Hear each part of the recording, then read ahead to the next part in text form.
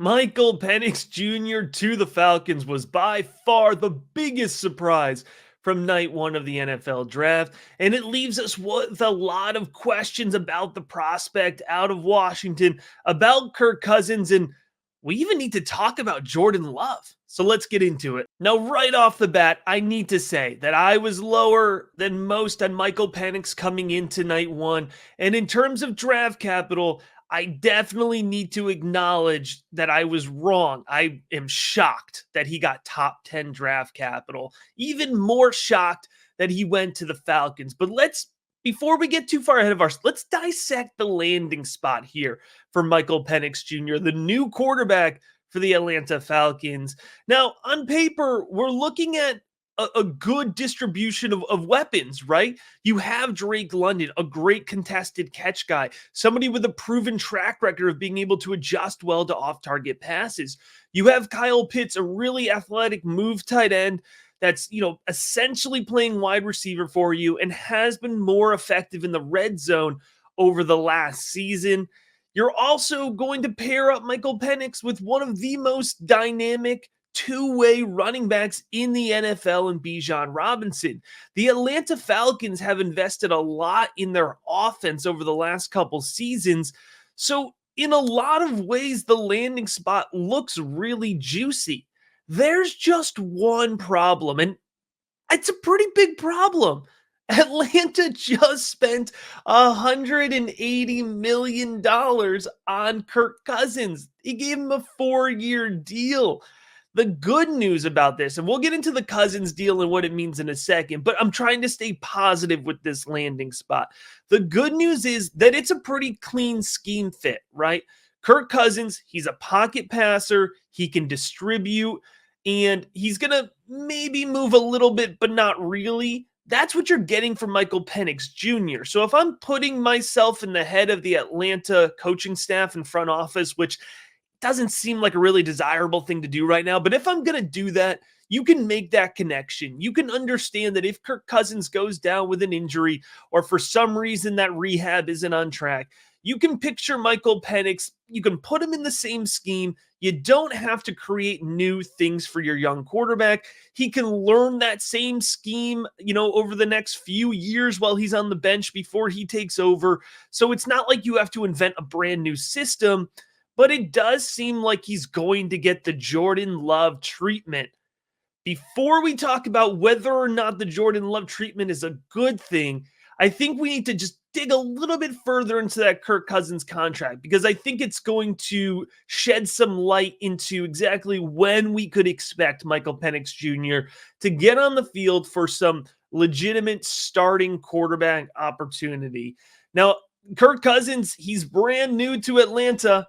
All right, it's not like he's been around a few years. When the Packers drafted Jordan Love, Aaron Rodgers had already been their franchise quarterback. But Atlanta went out and paid Kirk Cousins, right? They've been on the hunt for a veteran, big splashy quarterback move for the last couple of years. They finally get it done. And to get it done, they overpay in a lot of people's minds. They give Kirk Cousins 4 years, $180 million. But, sometimes in the NFL, those numbers are fake, right? What's it about? It's about the cap hit. Where's the guaranteed money? Where's the cap hit? Well, the Falcons don't have a real potential out until 2027. So that's 3 full years of the Kirk Cousins deal until the cap hit becomes somewhat manageable. So if they move on from Cousins, they don't let him get that 4th year on their contract. It's a $12.5 million dead cap. Teams take that kind of hit all the time, despite the fact that it is a fairly significant hit. If you want to break it down year by year, the Falcons would have a $90 million dead cap if they moved on from Kirk Cousins after year 1. I think that's out of the conversation. And then a $60 million dead cap after year 2. That is also just too big to take. So you have to understand that the Falcons are committed to Kirk Cousins for at least 2 years. That 3rd year, $25 million cap hit, it's still not ideal, but it's nowhere near as terrible. So when you're looking at it, I think you have to realistically say that for Penix, it's going to be at least 2 years on the bench, if not 3 years on the bench. Now, the rookie quarterback deals are 4+1, right?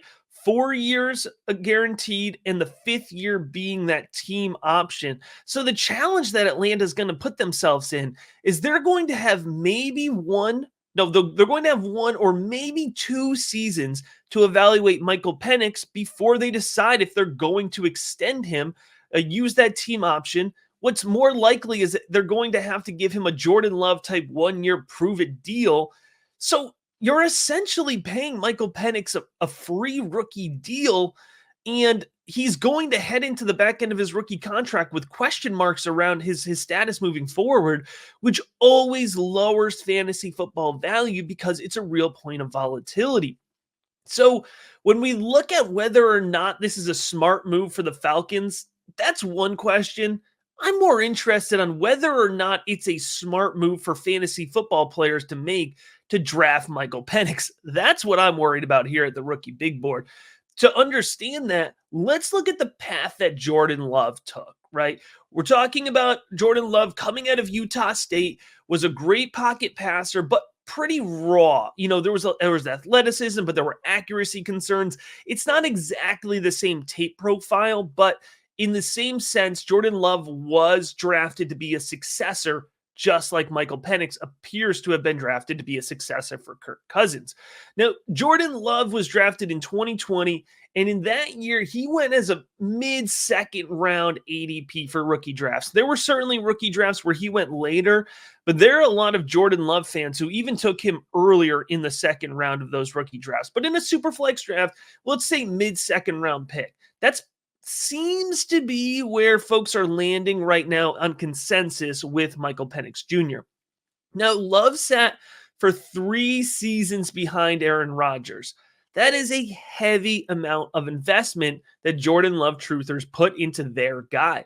Now, that being said, it did pay off. Jordan Love is the best case scenario here, right? Because after sitting for those 3 seasons, taking up spots on your fantasy lineup in your bench, or if you dropped him, that's also possible. But after those 3 seasons, those who did wait were rewarded.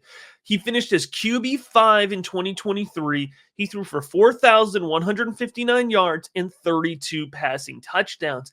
You could see Michael Penix Jr. And right, I'm lower on Michael Penix Jr. I've been there the whole time, but I can see a path forward with him where you could say after 3 years of sitting and learning and developing and understanding the scheme and having it be a seamless transition, and if they can pay Drake London, and if they can pay Kyle Pitts, and if they can pay Bijan Robinson and keep all these talented young pieces together, if they can do all those things, then yes, it is realistic to say that Michael Penix Jr. could throw for over 4,100 yards, and he could throw for 32 touchdowns. That's within the realm of possibilities, understanding his skill set. What I don't think is within the realm of possibilities is that Jordan Love also quietly ran for 247 yards and had 4 rushing touchdowns. That to me is not something we're going to see from Michael Penix, especially if we're projecting 3 more years down the road. So I think best case scenario, we could look at Michael Penix and say if he has a Jordan Love type progression, but without the rushing floor, QB9, QB12, that sort of bottom and back end of QB1 territory, which is still really great. Jordan Love, according to Dynasty League Football DLF ADP startup data from Dynasty Leagues in April, he went in round 7 of startup drafts as the 8th quarterback off the board. That's not a great return on value. So what that tells me is that even after waiting 3 years, he's still a 7th round startup value. I don't think folks are buying in that he's going to have that same level of production moving forward. So there's Jordan Love. There's Kirk Cousins. We talked about the Atlanta Falcons, but what does it all mean for Michael Penix Jr.? Let's put it all together here, and let's talk about the right price for the former Washington Husky and the new Atlanta Falcon. So Michael Penix Jr. currently, and I need to emphasize currently, folks, I'm recording this after night 1 of the NFL draft, and there will still be movement. It's a big reason you should head on over to patreon.com/rookiebigboard because the rankings are updated concurrently, or really consecutively, I should say. But right now, currently, he's 21 overall on the rookie big board. That's going to put him at a late second round rookie draft value. That's behind Bo Nix, and I feel very confident saying that he is behind Bo Nix, who I expect at the moment to be more of a late first round ADP.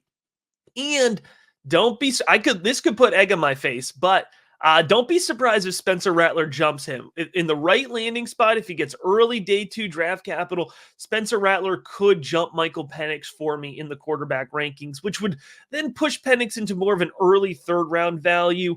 I need to emphasize this. It all sounds great. When you're making that pick, you're going to convince yourself, I'm willing to wait. I can wait 3 years for Michael Penix Jr. I'm willing to invest my second round rookie pick, wait 3 years, and I could get Jordan Love. It could even be a boat, right? Patience is rarely rewarded for fantasy football managers. It is a virtue, but it tends not to be a rewarded virtue for fantasy football purposes. So I would proceed with caution. Just understand the other talented players that you're going to have to choose Michael Penix Jr. over. And for me in the mid-second round, that's just not the price I want to pay. If I can get him into the mid-third round, that's where I start to feel like that level of investment is more worthwhile. But it's a bit of a reflection on Michael Penix Jr., but it is so much more of a reflection on how talented this class is. So if it's a mid to late second round pick, it's still going to be a full fade for me, 0 to 10% exposure. But once we start getting into the early to mid third round, that's where I'm willing to start to take that investment on Michael Penix Jr. But there's no better investment, folks, than heading on over to patreon.com/rookiebigboard to get in on those rookie rankings, the rookie guide, the personalized advice via the Rookie Big Board Discord and one-on-one Zoom calls. I'm telling you, you need to head on over there to get ahead of your rookie drafts, and I tremendously appreciate you checking out this video.